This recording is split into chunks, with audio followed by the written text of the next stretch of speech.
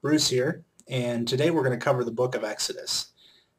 There's a lot of stuff in Exodus. It was actually written by Moses, again, about the same time as the book of Genesis. And interesting facts about Exodus are that it includes more miracles than any other Old Testament book. Obviously, a lot of miracles in the New Testament. And then it also contains the Ten Commandments. The highlights include several distinct periods for the Israelites. They start out in Egypt, and we'll talk through that, and then their time in the wilderness, and then they ultimately land in Sinai. So, to set the stage, a little political reality of what's happening. The Israelites, at the end of Genesis, had really risen to a point of prominence, but a Pharaoh had taken over, and in Egypt, so Pharaoh had the power, and he got a little bit nervous about the number of Israelites out there and the potential that they might take over or have a desire to join up with other armies. So he got a little paranoid about the Israelites and decided that he would take action on that and kill Israelite babies. And he focused in on the male babies and suggested that people throw them in the Nile River. Well, Moses was born, his mother was creative and knew he was special, so she hid him for a little bit and then put him in the Nile River, but on a little makeshift raft and sent him down the river. At the same time, the Pharaoh's daughter happened to be going out to take a bath and noticed the baby and took a liking to him and ultimately took him into her care. So Moses grows up. A lot of stuff happens between them, but Moses grows up and kills an Egyptian who was beating an Israelite, and then he had to flee the country. So the next pivotal point in the story of Exodus is in Exodus 3:2, and it's the burning bush. Now, the burning bush story is a famous one, and an angel of the Lord appears to Moses as flames within a burning bush, and the bush doesn't burn out, and that gets Moses' attention. And what God told him was one of those moments where many of us have had is when we get the call from God, we're not always ready to take that call, or we don't think we are, but God knows what's best for us. And so he said, Moses, you're the person I want to free the Hebrews or the Israelites, they were called both, from Egypt. And Moses begged with God, please don't make me the guy. I don't want to do this. But the Lord insisted, and he said, and Moses said, well, how will people follow me? And how will they know that I'm getting this divine word from you? And so he said, here's a couple of signs that will show that it truly is coming from me. So he had him throw down his staff, and when he threw down his staff, it turned into a snake.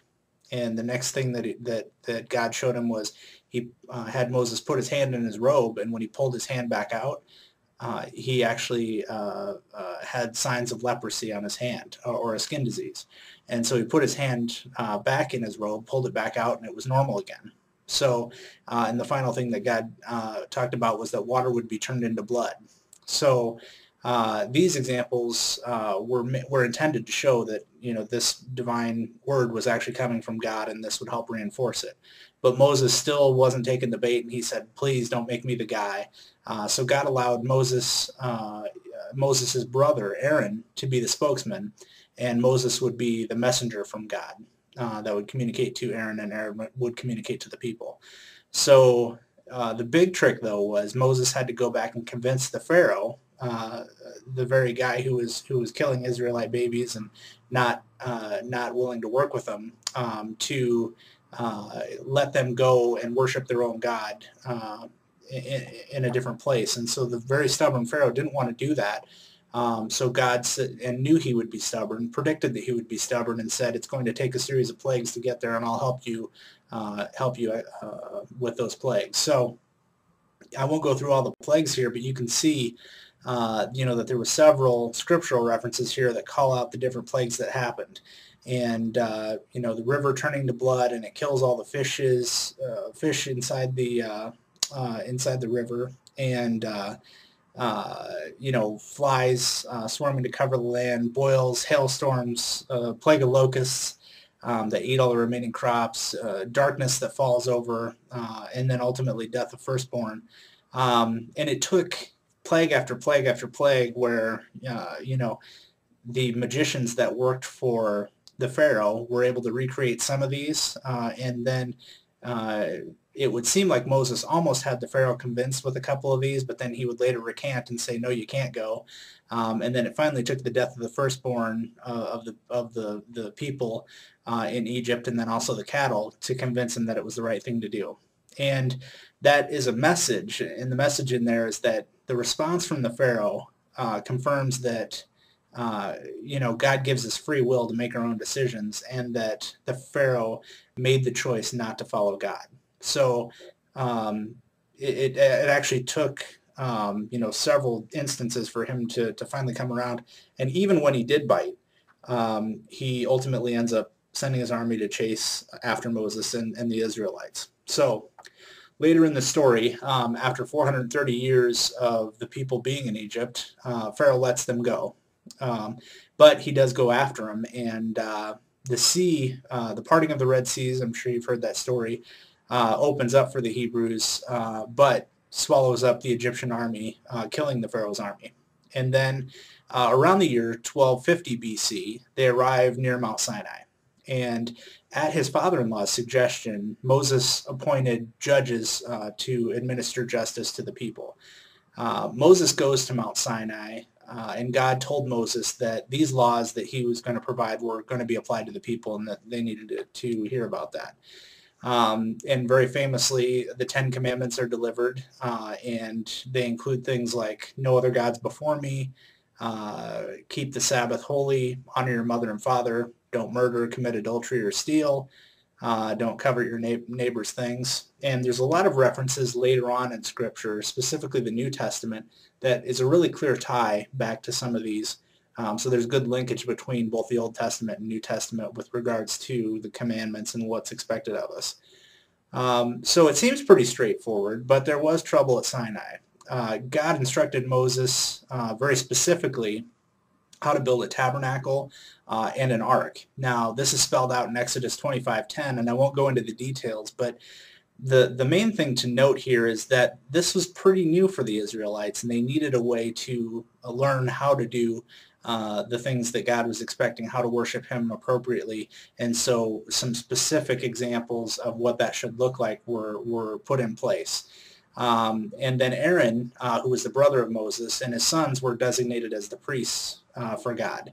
So Moses has to go get the Ten Commandments and goes over there for 40 days and 40 nights. But he's gone a long time. And in the absence of information, people make assumptions, and the people and Aaron decide to build a golden calf that they were going to worship. Now, Moses saw this, and in disgust, he throws the stone tablets down, breaking the Ten Commandments that God had provided for him.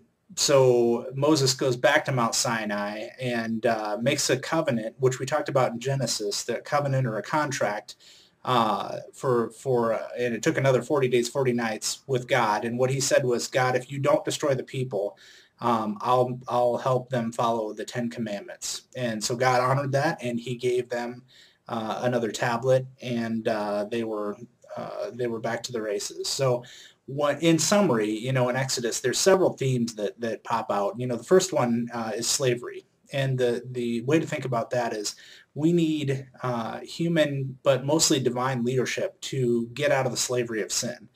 And we need to stand up for and represent for people who oppress others to make sure that we're looking out for the interest of other people. From a redemption perspective, God delivers us from the slavery of our sin. And later on, we'll see in the New Testament that he went on to rescue us by dying in our place. From a guidance perspective, God is all-powerful and can do anything, but he normally leads us and the people around us through leadership and through team effort, through each other.